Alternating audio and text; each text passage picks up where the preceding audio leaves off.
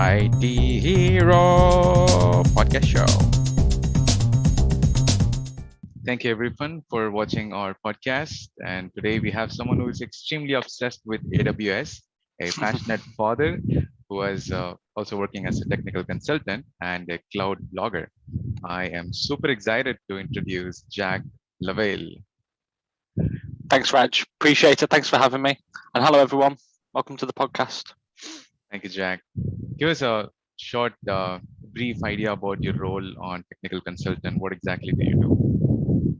Yeah, so obviously you've given me a great intro there. I'm obsessed with AWS primarily, but cloud in general. And what I do as a technical consultant for my company, we sell a lot of enterprise products, which a lot of them are hosted on AWS. So it's my job to help customers understand, how that software fits their needs and understand how the architecture designing the solutions, how that how that fits into their enterprise, basically. They want to understand, what encryption's used, how it's architected, what services are used. So it's my job to convey that to them, really. So yeah.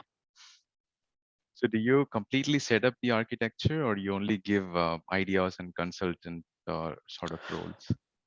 At the moment, yeah, it's just so we've got about 15 products and they're already designed and they're already widely implemented. So it's just I'm a sort of go-between between the sales team and the customer.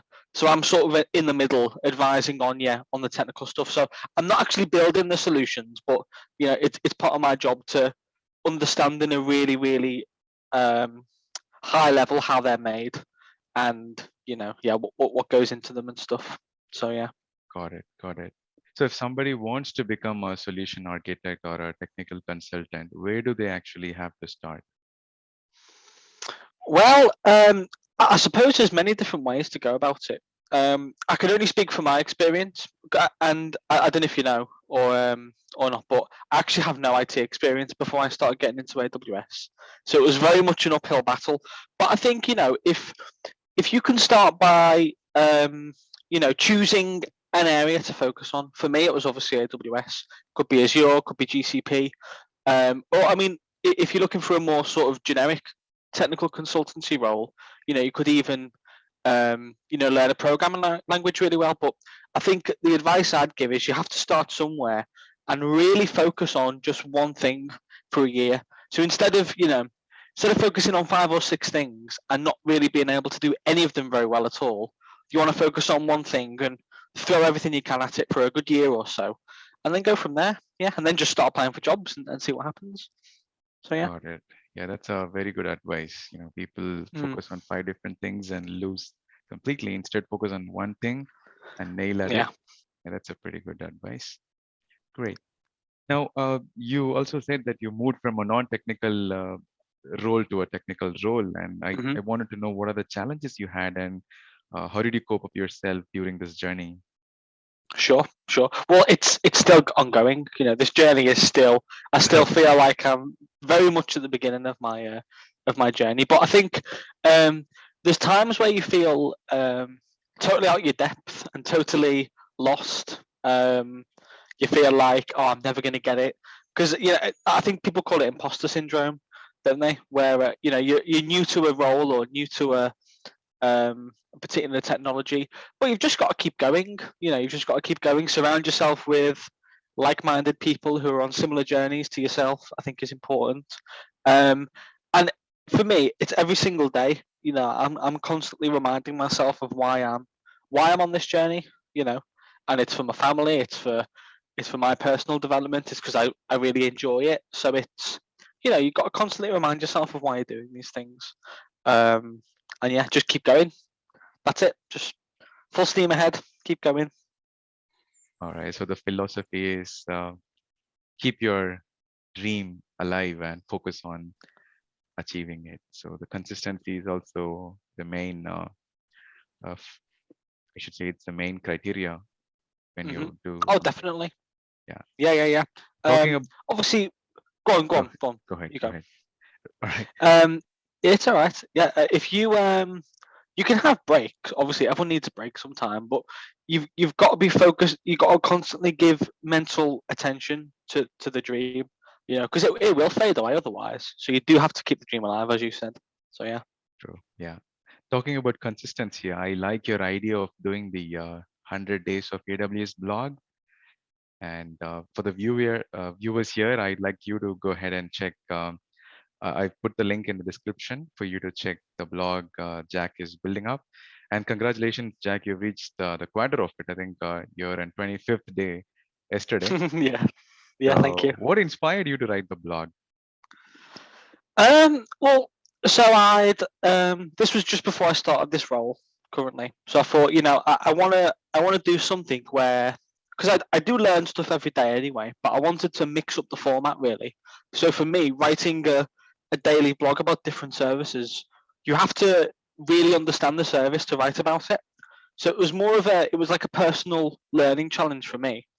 And also, I think that would just be a fantastic thing to be able to show people. Like, I've written about AWS for 100 days without stopping.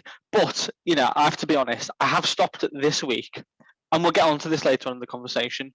But I've got my SysOps Associate exam this Sunday, so in a few days. So I've sort of taken a sabbatical from it for a week or so, just to focus on SysOps. But it's gonna return. I will get to the 100 days for sure. So yeah. Got it. So that's a very good blog actually, and I see that reaching 25 days is not easy. I think it's almost a month. So good job on that. I really love the content. Thank you. Keep it coming. I will do. Thanks, Raj. I appreciate that. Great. Now moving on to the next question. I see that you've completed 2 certificates. You've got cloud practitioner as well as solution architect certificate. Now, while preparing for these exams, especially for solution architect exam, do you suggest any particular area that someone needs to focus? Yeah, I would actually. Obviously, this starts from, and first of all, I would say, I think everyone, even if you come from a technical background, I think everyone should start with the cloud practitioner. It's much easier, but it gets you into a really good.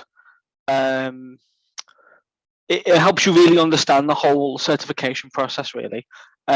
So linking to that, I think exam technique is something that you have to really keenly understand, as you said, particularly for the associate and then the professional level certifications.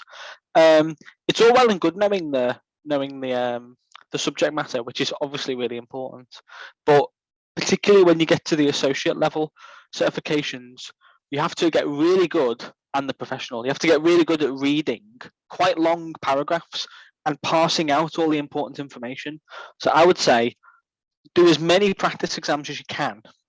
And when it comes to actual subject matter, I think something that people don't focus on enough, and I'm guilty of it because it's quite boring, is the billing side of things. Yeah. And billing, IAM, I think those two things, they're things I've struggled with because they're not the most exciting things in the world, but Yeah. I think AWS know that, and they ask you loads and loads of questions about those things. Yeah. So yeah, that's what I'd say. Yeah, I do agree with you. Billing part is something that cannot excite you as the other No. stuff in your database, but it's quite critical. Actually, it's very important because people generally play with a lot of things. Even in lab, I have touched things that unfortunately I don't know what's the billing cost, and in the end of the month I get the billing and I get shocked. What did I do with Oh it? yeah.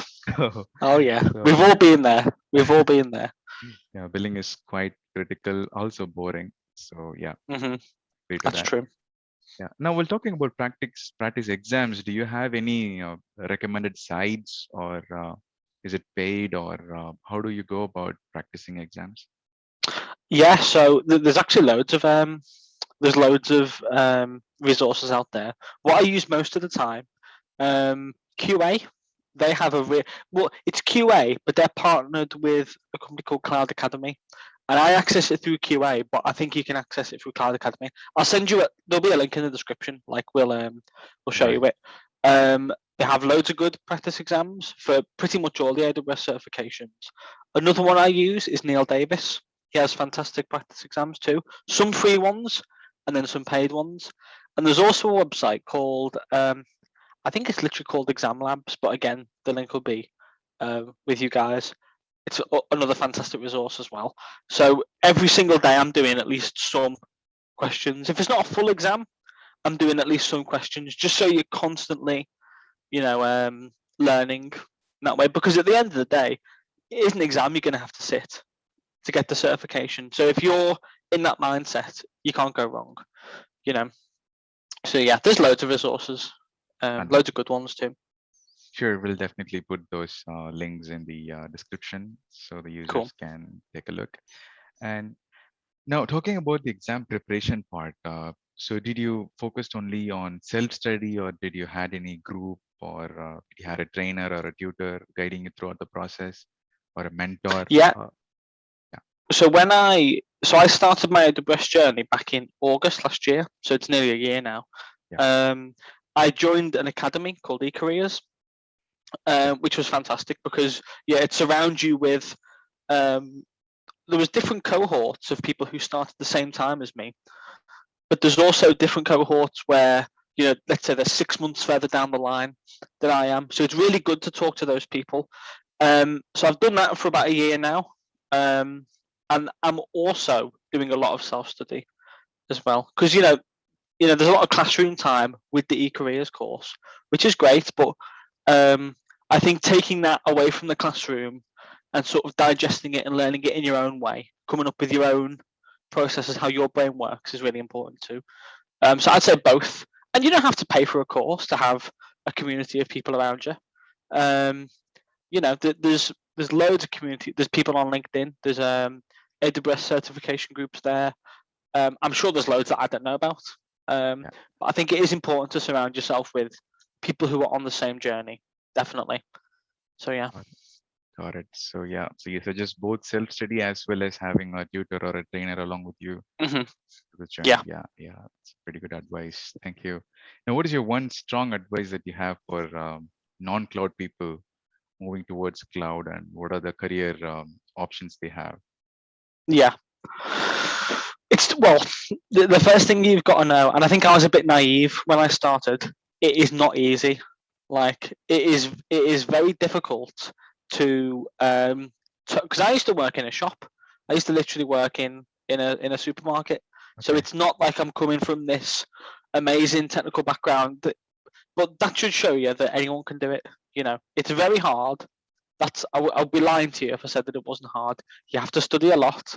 I always say early mornings, late nights, especially if you've got a family and a full-time job, you do have to take some sacrifices. It's going to be hard, but it's possible. So I think if you know that when you go into the process, you won't get any surprises 6 months down the line, because it's going to be hard. But I think if you something like the main thing I would tell people is do something every single day, even if it's 10 minutes. Even if you come home from work and you're tired and it's 10 minutes looking at a blog post or a YouTube video, because that's what keeps, as we said earlier, that's what keeps the dream alive. And it's possible, within a year, I've totally changed my career. And there's obviously greater prospects in the future now for me. So it's possible, and just keep at it every single day, do something. So yeah, that's my advice. Awesome, thank you. And that's what actually has you standing outside the crowd, because I am really impressed by looking at your profile from where you started as a shopkeeper or a store owner to where you are as a technical pre-consultant in a complete different domain. Yeah, that stood out, and that deserves a great round of applause for you. Good job. Thanks, Raj. I appreciate it. Thank you. Thank you. Thank you. So, and you also talked about a lot of things while answering this question. I see that you have a family and you have a wife who's pregnant. You manage a lot of things. I'm curious to know, how do you manage everything well, and what's the idea behind it? Yeah, with difficulty. It's not easy, but I'm not this naturally organized person. I'm just not. I'm not an organized person.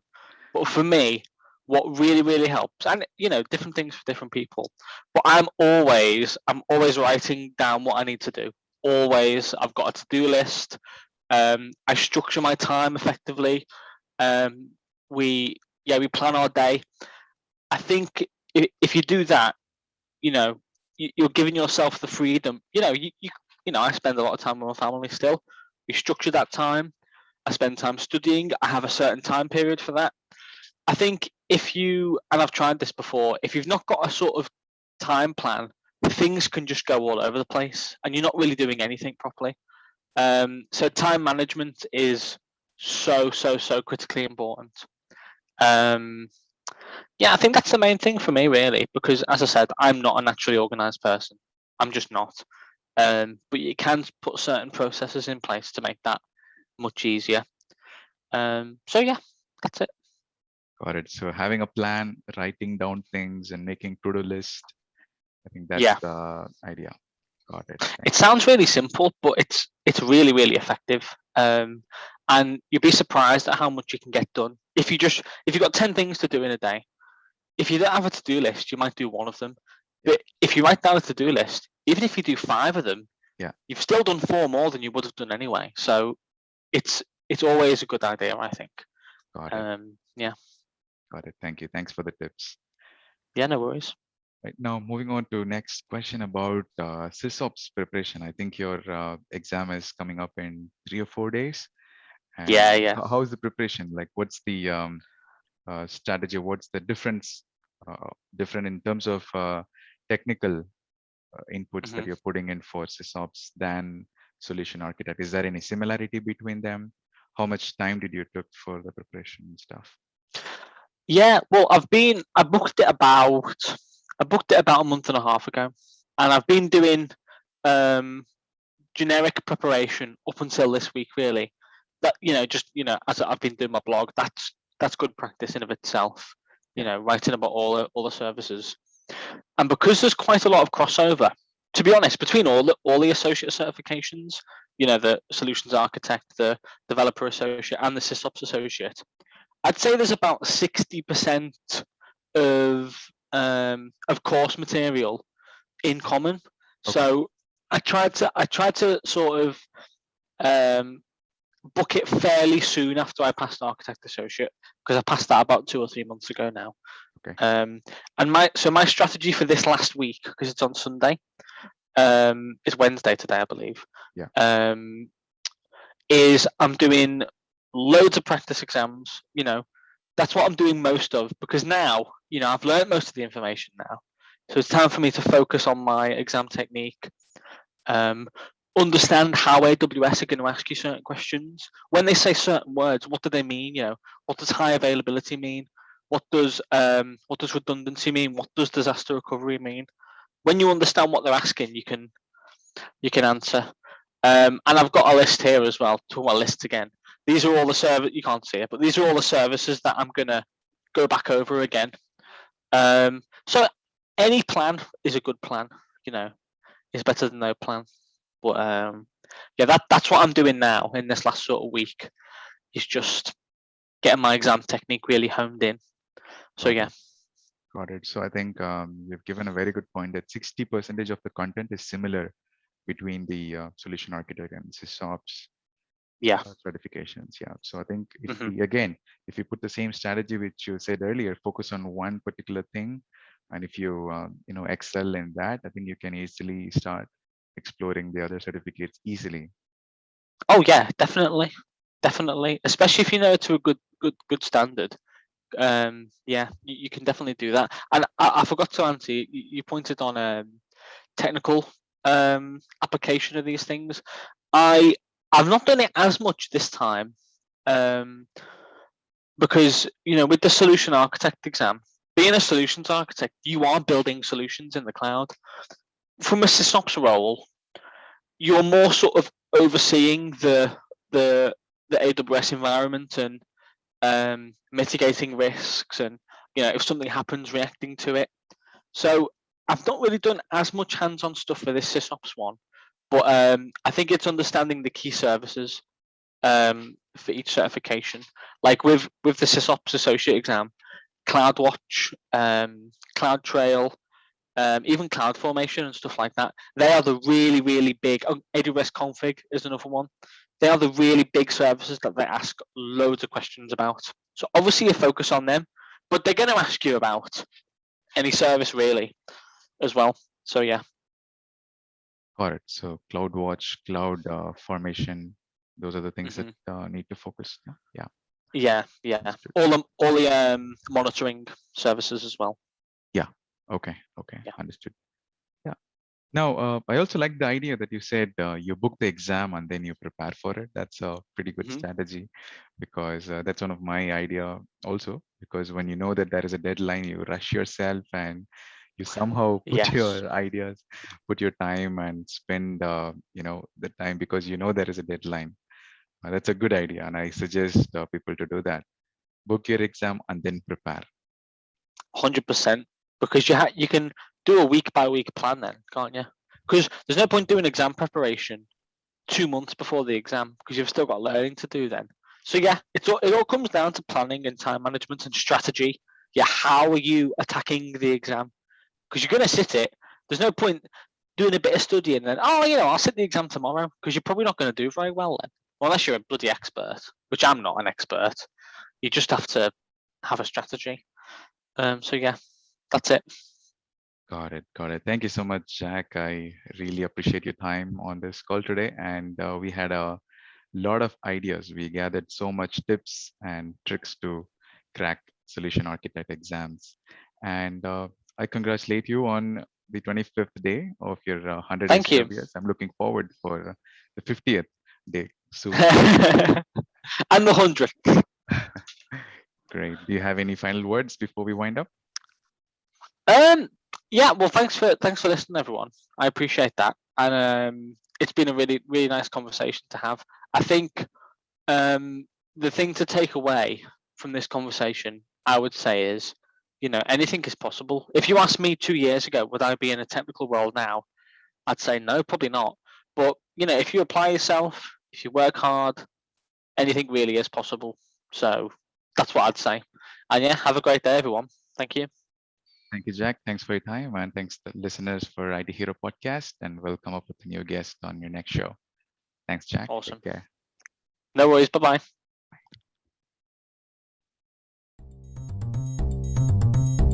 IT Hero Podcast Show.